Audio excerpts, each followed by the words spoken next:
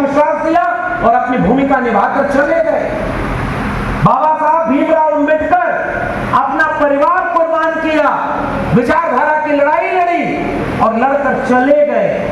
चेतावनी देकर गए कि बड़ी मुश्किल से कारवां यहां तक लाया हूं, जैसे आगे ले जाना, और आगे न ले जा पाओ तो वहीं छोड़ देना, पीछे मत जाने देना।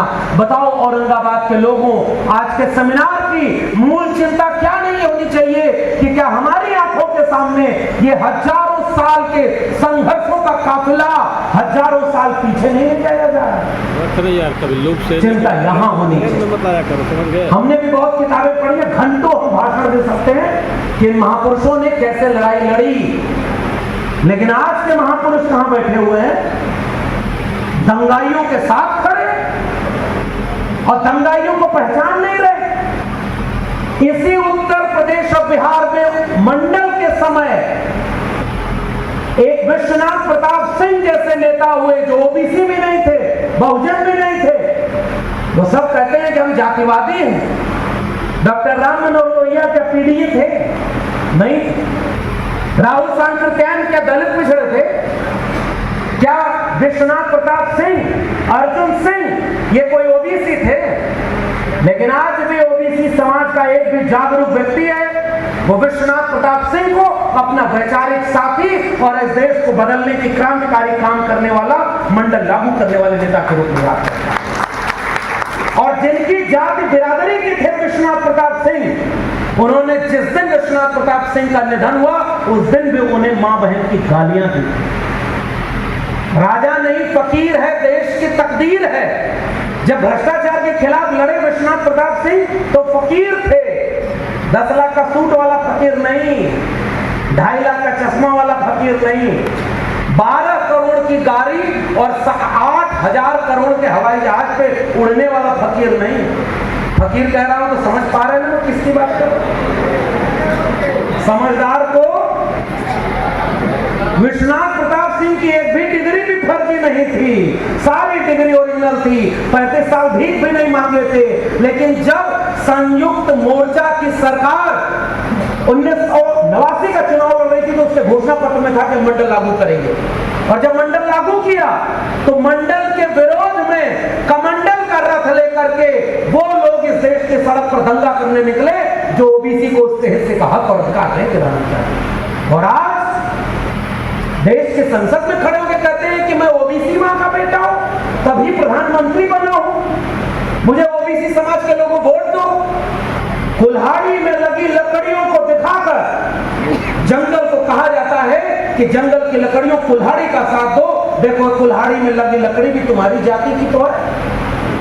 लेकिन एक बात याद रखना, अगर ओबीसी समाज के लोग जाति देखकर नायक चुनेंगे तो जाति देखकर विचारधारा की लड़ाई कभी नहीं लड़ी जा सकती।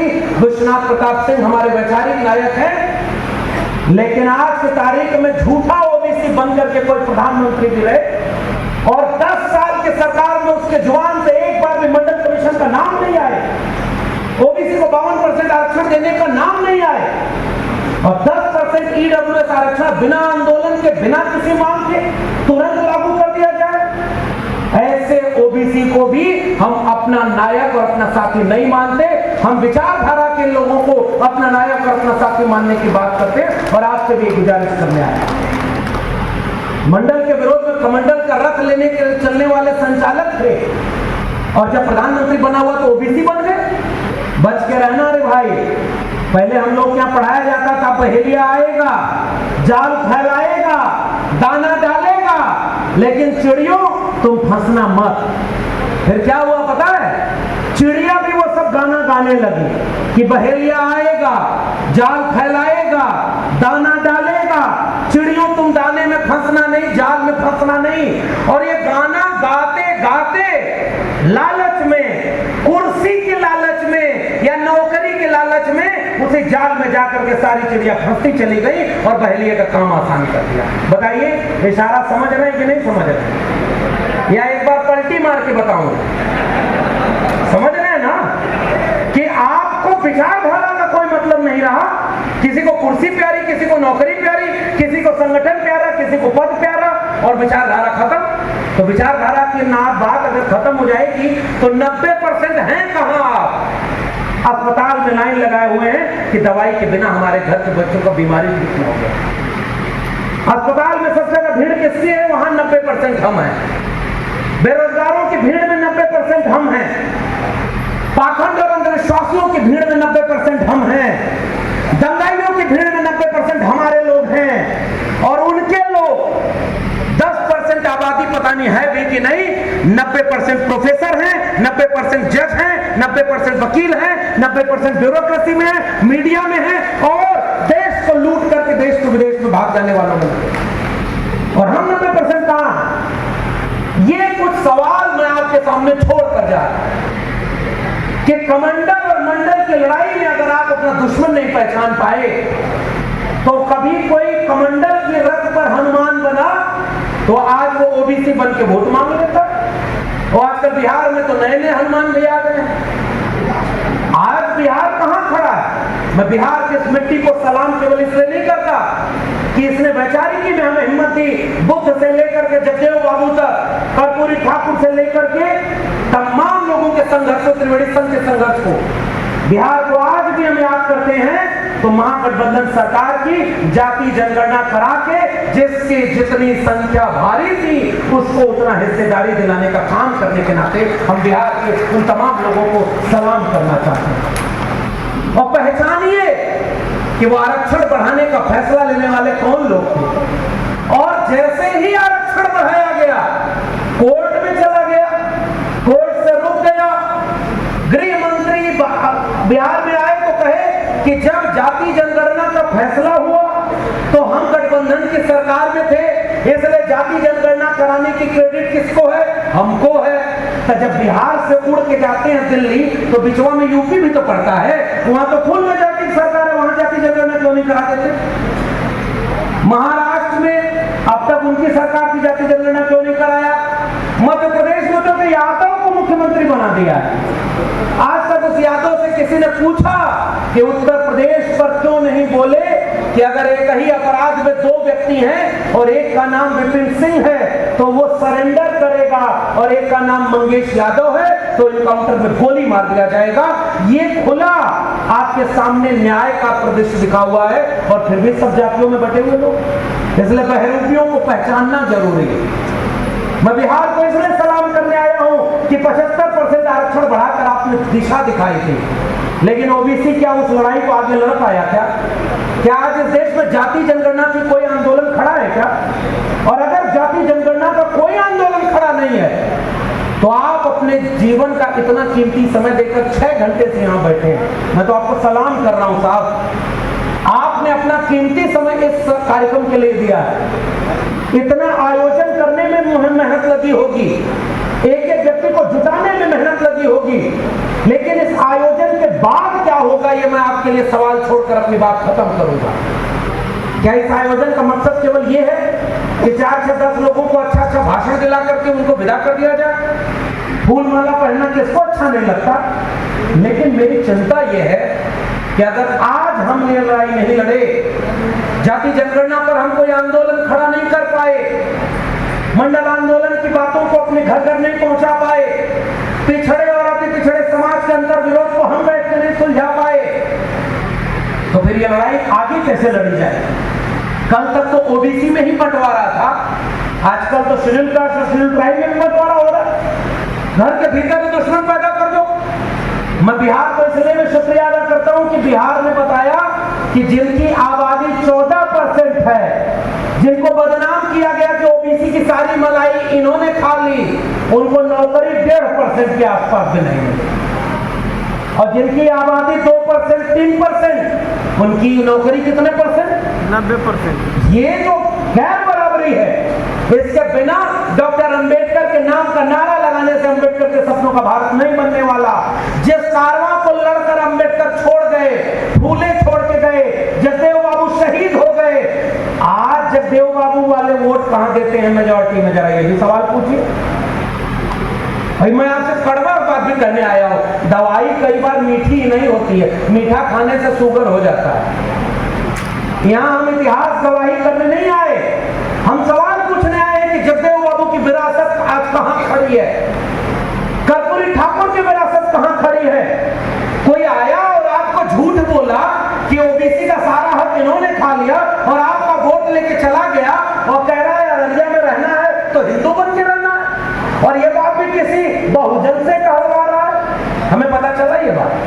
कि जो ये बात बोल रहा है दंगे की, वो भी कोई बहुजन है। बहराइच उत्तर प्रदेश में है और पता है भारतीय जनता पार्टी की सरकार है, भारतीय जनता पार्टी के विधायक ने भारतीय जनता पार्टी के नेताओं के ऊपर FIR किया है कि उनके नेताओं ने दंगा बढ़ाने का काम किया है। और आज तक आपको समझ में नहीं आया कि हिंदू मुसलमान के लड़ाने वाले कौन लोग हैं। इस देश में जब दाढ़ी और टोपी देख करके मुसलमान की लिंचिंग हुई तो SC ST OBC के लोग खड़े क्यों नहीं हुए। ये वही बिहार है जब सांप्रदायिकता का रथ समस्तीपुर तक आया था तो कोई चट्टान बन करके खड़ा हो गया था कि हमारे लिए जितना एक आम आदमी की जान की कीमत है उतना ही एक प्रधानमंत्री के जान की कीमत है। हम अपने देश में प्रदेश में दंगा नहीं होने देंगे। अगर इंसान ही नहीं रहेगा तो मंदिर में पूजा करने कौन जाएगा, अगर इंसान ही नहीं रहेगा तो मस्जिद में इबादत देने कौन जाएगा। और आज उसी प्रदेश में दंगा भड़काने की बात, मुसलमानों के ऊपर केवल खतरा बना के पेश कर दो। हमारे यहाँ का मुख्यमंत्री बोलता है बटेंगे तो कटेंगे, प्रधानमंत्री इस देश का बोलता है कि बटेंगे तो बांटने वाले महफिल सजाएंगे। और बटा हुआ कौन है? ये 90% कमेरा यही बटा हुआ है, इसलिए 10% लुटेरा का राज इस देश पर चल रहा है। ये कड़वी बात आपको स्वीकार करनी होगी। और बांटने का टूल कुछ भी हो सकता है, लेकिन जोड़ने की जिम्मेदारी हमारी थी। और मैं कह रहा हूं उत्तर प्रदेश के PDA ने, समाजवादियों के आंदोलन ने PDA में जब पिछड़े दलित और अल्पसंख्यक वहां नारा लगाए जिसको पसमानदा अली अनवर साहब कहते हैं और मैं इससे सहमत होता हूं, सबको सबके हिस्से की भागीदारी दे करके, अगर यूपी में सबकी भागीदारी दे करके सबसे बड़े सांप्रदायिक रथ को रोका जा सकता है तो बिहार जो समाजवाद की जमीन है, लोकतंत्र की जमीन है, वहां आने वाले कुछ दिनों में फैसला होना है कि कुछ दिनों बाद ये बिहार कौन सी ताकतों के हाथ में होगा। इसलिए बहुत लंबे भाषण का कोई मतलब नहीं है, मैं यही बात खत्म करके जाना चाहता हूं। आज इस देश के सामने सबसे बड़ी चुनौती क्या है? हमारा बिखराव। हम बटे हैं क्योंकि हमको जो दुश्मन हमारे घर में पैदा कर दिया गया, और इसलिए जिनकी ज्यादा संख्या है, अगर किसी यादव कम्युनिटी की ज्यादा संख्या है तो यादव जी लोगों को एक जिम्मेदारी निभाने की जरूरत है। 2 कदम पीछे आइए, अपने साथी पिछड़े अति पिछड़े दलित समाज के लोगों को हाथ में हाथ डाल करके पकड़िए और अपने भाई को कंधे पर बिठाइए और उन्हें आगे करके आगे बढ़कर एकजुटता की मिसाल कायम करिए। मुझे लगता है अपने आप एकजुटता अपने सामने बन जाएगा। पसमानदा आंदोलन का एक नारा लगाते थे अली अनवर साहब के लोग कि जिसकी जितनी संख्या भारी उसकी उतनी जिम्मेदारी। जिम्मेदारी हम कहां निभा रहे हैं? जिम्मेदारी निभाना सीखना होगा साहब, और इसलिए कि हमारे बच्चों का भविष्य खतरे में है। शिक्षा बर्बाद कर दी गई है। प्रोफेसर की डायरी बाहर रखी हुई है। मेरी लिखी किताब है, इसलिए नहीं कह रहा हूं कि जाते समय खरीद कर ले जाइएगा, लेकिन इसलिए जरूर कहना चाहता हूं कि जवाहरलाल नेहरू विश्वविद्यालय का एक नौजवान आपके बिहार के खगड़िया से निकलकर, किसान कामगार कमेरा आवाम से निकलकर कोई जयंत जिज्ञासु बनकर के JNU में समाजवादियों का झंडा बुलंद करता है और RJD की लालटेन लेकर खड़ा होता है, तो उसके बाद ये समझ में आती है कि कलम की ताकत क्या होती है। कोई जयंत जिज्ञासु बनता है, कोई ज्ञान प्रकाश बनता है, कोई रिंकू जी और कोई सतीश जी बनता है। और आज वही कलम बेच दी गई है उन्हीं अंबानी और अडानी के हाथों। बताइए औरंगाबाद के कितने सरकारी स्कूल आज ठीक दशा में है। बिहार की एक समस्या पर मैं बार बार जिक्र जरूर करूंगा। प्रोफेसर की डायरी पढ़िएगा, उसमें भी है। दुनिया में भारत में 3 साल का BA बाकी जगह होता है, यहाँ 5 साल 6 साल लग जाता है। शिक्षा व्यवस्था चौपट हो गई, स्कूल कॉलेज बर्बाद हो गए और दुकान किसकी चल गई? पाखंड और अंधविश्वास की। पाखंड पर बोल गए सतीश जी, उदय जी बोल गए, मैं ज्यादा नहीं बोलूंगा, लेकिन इतना जरूर चाहता हूं कि सामाजिक न्याय एक विचार का नाम है। तथागत बुद्ध जिस धरती पर ज्ञान प्राप्त किए तो बुद्ध के विचार में प्रज्ञा थी, शील और करुणा थी, बुद्धि थी। और आज बुद्ध का नाम वो बहरूपे भी ले रहे हैं जो बुद्ध के विचारों के खिलाफ युद्ध छड़े हुए। डॉक्टर अम्बेडकर की तस्वीरों पर माला वो भी पहना रहे हैं जो सारा काम सामाजिक न्याय के खिलाफ कर रहे हैं। बताओ दुश्मन पहचान में आएगा कैसे? वो लिबास हमारी जाति का पहन कर आता है, वो लिबास हमारे परिवार का पहन कर आता है और वोट लेकर जाता है और नोट लेकर जाता है। जो कौम, जो समाज वोट और नोट सही जगह देना नहीं जानती, उसकी आने वाली पीढ़ियां गुलाम पैदा होंगी। मेरे इस बात को याद करनी। आपका वोट लेकर के आपके खिलाफ काम किया जा रहा है और आपका नोट कैसे लिया जा रहा है? पाखंड और अंधविश्वास को, कुछ बहरूपियों को आपके गांव गांव छोड़ दिया गया है, उजाड़ा है सब और कथा सुना रहा है। गोबर लीप कर खाने से बीमारी दूर होती है। बुद्ध की धरती से मैं कहना चाहता हूं, इस देश को गोबर खाने वालों का देश हम नहीं बनने देंगे, हलवा खाने वालों का देश बनाना है। और जिसको गोबर खाना है वो अपना गोबर खाए। हम चाहते हैं कि गोबर गाय का बच्चा भी नहीं खाता और इंसान के बच्चों को गोबर खिला दिया। बताओ भाई कैसा देश बन गया? क्या ये बुद्ध के सपनों का देश है? क्या ये अंबेडकर के सपनों का देश है? गोबर खिला दो। आजकल पाखंड और अंधविश्वास पर्ची बना के बाबाओं से चल रही है। टीवी पर बैठ गया, एगो हमारे यहाँ को बाबा है सर, वहां एगो आदमी गया और कहा पेट में पथरी है। बाबा आंख बंद किया, हवा में कैंची चलाई, एक मंत्र पढ़ा, उसके बाद कहा बेटा देखो पथरी, तो कहा गायब, बाबा की जय हो। और बाबा वहां से नोट लेकर के अपना दुकान चलाएगा। अरे भैया, अगर तुम हवा में पथरी का ऑपरेशन करने की कला जानते हो तो बिहार के जितने सरकारी अस्पतालों में लोग बीमारी से मर रहे हैं, एक एक बाबा हर जगह बैठा दो, गरीबों के घर में कोई बीमारी से मर न जाए और उसका इलाज अच्छे से हो जाए। इसलिए इस पाखंड और अंधविश्वास से बचना हमारी जिम्मेदारी है। आप भी यहाँ आए होंगे तो भाई 4 लोग बैठे हैं तो यहाँ जोर से जय भीम बोलने की क्या जरूरत है? हमारा एक दोस्त था सर, इलाहाबाद यूनिवर्सिटी में जब हम पढ़ते थे तो वो बड़ा धार्मिक आदमी था। जब हम लोग साइकिल से पढ़ने निकलते तो जितने मंदिर मिलते थे सब जगह ऐसे ऐसे जोर जोर से जल्दी जल्दी, कोई देवता नाराज ना हो नहीं तो परीक्षा में 2 नंबर कमा जाएगा। एक जगह जल्दी से ऐसे किया, हमने देखा, अरे हमने कहा वो तो ट्रांसफार्मर है। कहा अरे कोई बात नहीं, उसमें भी वही है। जब हमने कहा कि सब में वही है तो झगड़ा किस बात का है? हमारा पुरखा कबीर कह गया कि कस्तूरी कुंडल बसे, मृग ढूंढे बनमाए, और ऐसे घट घट राम है दुनिया देखे नाय। और धर्म के नाम पर लड़ाने वाले सांप्रदायिकता की आग में इस देश को झोंकना चाहते हैं। हमारे पुरखे ने लिखा कि मुंह को कहां ढूंढे रे बंदे, मैं तो तेरे पास में, ना मैं मंदिर, ना मैं मस्जिद, ना काबे कैलाश में, ना मैं जब में, ना मैं तब में, ना मैं व्रत उपवास में, खोजी हो तो तुरंत मिली हो पल भर की तलाश में। कहे कबीर सुनो भाई साधो, मैं तो हूं विश्वास में। और मंदिर और मस्जिद के नाम पर हमारे लोगों को लड़ाया। इसलिए बहुत लंबा वक्त न लेकर के मैं केवल आपसे गुजारिश करने आया हूं, औरंगाबाद के लोगों, अगर आज हम नहीं जागे आने वाली पीढ़ियां गुलाम पैदा होंगी। मेरे इस वाक्य को नोट कर लीजिएगा। अगर आज हम एकजुट नहीं हुए, अपने वैचारिक शत्रु को नहीं पहचाने, तो हमारे बंटवारे का फायदा कोई ले जाएगा और हम केवल ये दोष मरते रह जाएंगे कि ओबीसी का हक खा गया था ये, दलितों का हक खा गया ये, पसमानदा का हक खा गया ये। और असली में जो हक खा रहा होगा, ऑक्सफैम की रिपोर्ट बताती है कि इस देश के 100 अरबपतियों में दलित अरबपति 1% भी नहीं है। 2-4 को अपवाद है, आदिवासी 1 भी नहीं है और 1.5-2% ओबीसी है अरबपति। देश की संपत्ति किसके पास है? देश में जमीन का मालिकाना हक किसके पास है? और ऐसे समाज में हम लोग केवल इस बात का इंतजार कर रहे हैं कि बर्बादी कितनी हो जाएगी तब हम जागेंगे, एकजुट होंगे।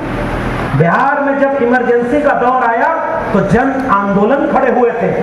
सच कहना अगर बगावत है तो समझो हम भी बागी हैं। बागियों की जमीन बिहार आज एक ऐसे ऐतिहासिक मोड़ पर खड़ी है कि अगर अब चूके तो मुझे लगता है कि 90 के पहले वाला बिहार अगर न बन जाए तो कहिएगा कि मैं गलत बोल रहा हूं, क्योंकि यही बात मेरे उत्तर प्रदेश में भी लागू है।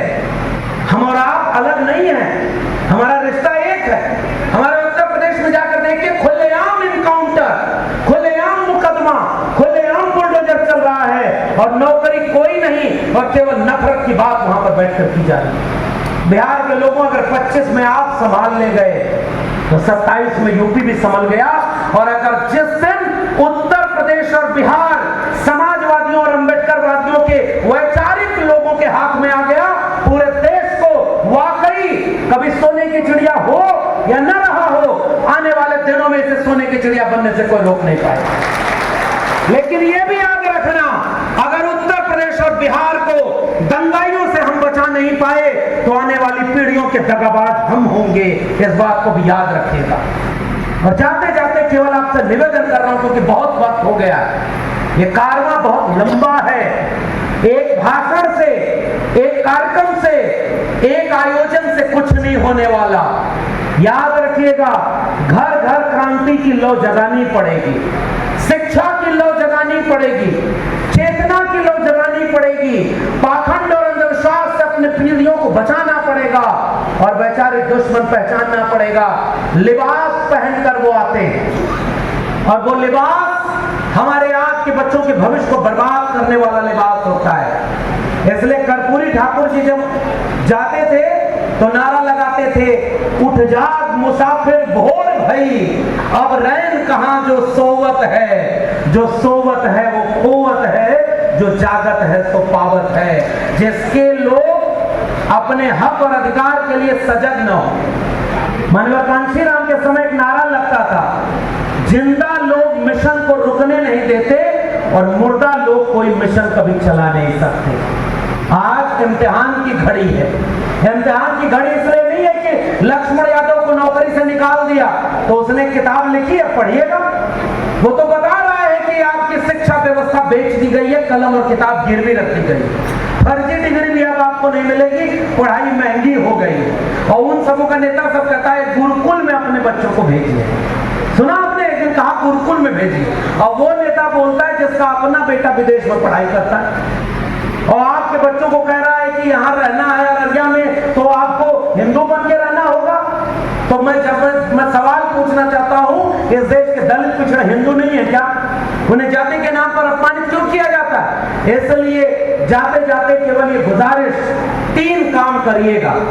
पहला, नई पीढ़ी के बच्चों को अपने इतिहास से रूबरू कराइएगा, वरना ये वीरेंद्र जी और ओबीसी महासभा के लोगों की इतनी बड़ी मीटिंग, आपका इतने घंटे यहाँ पर अपना जरूरी काम छोड़कर बैठना, मंच पर इतने बड़े बड़े सम्मानित लोगों का आना, और ये सारा व्यर्थ हो जाएगा।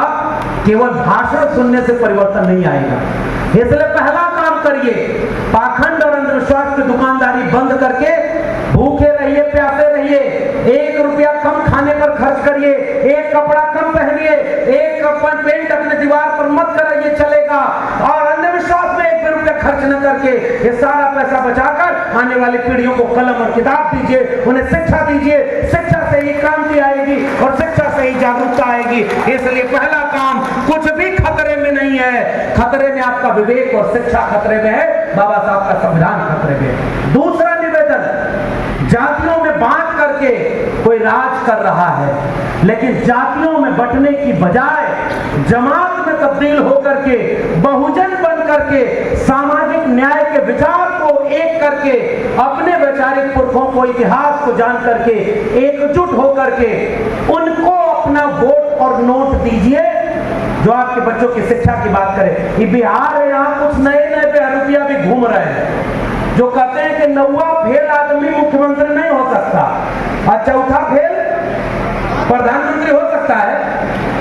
मैं तो जानना चाहता हूं भाई, मैं कोई टिप्पणी नहीं कर रहा। हमारे उत्तर प्रदेश के मुख्यमंत्री की डिग्री क्या है भाई? इस देश के गृह मंत्री को लोग तड़ी पार क्यों कहते हैं? मैं जनरल नॉलेज का क्वेश्चन पूछ रहा हूं, बताइए भाई, गृह मंत्री तड़ी पार क्यों थे? देश के प्रधानमंत्री की डिग्री आज भी संदिग्ध क्यों है? मैं उसी दिल्ली विश्वविद्यालय में प्रोफेसर था जिसकी एंटायर पॉलिटिकल साइंस की डिग्री लेकर पहुंचते, और जिस सन की डिग्री है उसका फॉन्ट जो है वो उस सन में पैदा ही नहीं हुआ था। क्या करें, नॉन बायोलॉजिकल प्राइम मिनिस्टर है ना, तो धरती पर पैदा थोड़े हुए, अवतार लिए। बताइए, ऐसे लोगों में डिग्री का सवाल यहाँ पूछा जा रहा है, क्योंकि कुछ लोगों को प्लांट करके भेज दिया गया है। खटिया पर बैठने से जब रोका और जिसने खटिया पर बराबर बैठने का अधिकार दिलाया उसी को विलन बनाओ,